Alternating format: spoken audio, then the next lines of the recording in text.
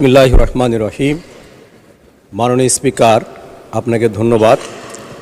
আমি আজকে আপনার মাধ্যমে মহান সংসদে যে বিষয়টা উত্থাপন করতে চাই সেটা হলো বাংলাদেশে এই মুহূর্তে আলিয়া মাদ্রাসার ক্ষেত্রে মাত্র 3টা আলিয়া মাদ্রাসা আছে সরকারি, অথচ বাংলাদেশে এই মুহূর্তে সরকারি কলেজের সংখ্যা 708, স্কুল অ্যান্ড কলেজের সরকারি সংখ্যা হচ্ছে 63, সরকারি মাধ্যমিক বিদ্যালয়ের সংখ্যা 628, সরকারি আলিয়া মাদ্রাসা আছে শুধু ঢাকা আলিয়া, সিলেট এবং বগুড়াতে, এছাড়া আর কোথাও সরকারি আলিয়া মাদ্রাসা নাই।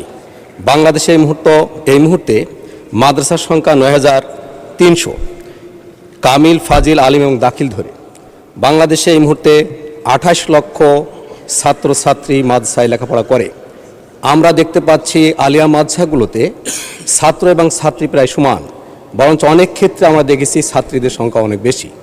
আমি আজকে এই মহান সংসদে বলতে চাই যে বাংলাদেশের যে আধুনিক শিক্ষার ক্ষেত্রেও আলিয়া মাদ্রাসা পিছনে নাই, এবং বাংলাদেশে যদি আমরা বিভিন্ন পাবলিক বিশ্ববিদ্যালয়ে ভর্তির ক্ষেত্রে দেখি, আমরা মেডিকেলে দেখি, সকল জায়গায় দেখা যাবে আলিয়া মাদ্রাসার ছাত্ররা অনেক ভালো রেজাল্ট তারা সেখানে করছে।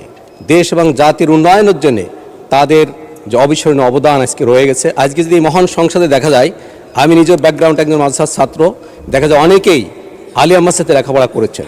কিন্তু আমি আজকে আপনার মাধ্যমে, মাননীয় শিক্ষামন্ত্রী উপমন্ত্রীও নাই, আমি শিক্ষামন্ত্রীকে বা আপনার মাধ্যমে দৃষ্টি আকর্ষণ করতে চাই, বাংলাদেশের কমপক্ষে প্রতিটা জেলায় একটি মাদ্রাসা সরকারিকরণের মাধ্যমে এদেশের ছাত্রছাত্রী যাতে সরকারি সুযোগ সুবিধা পায়, লেখাপড়ার জন্য আরও ভালো কিছু করতে পারে, তার যাতে ব্যবস্থা গ্রহণ করা হয়।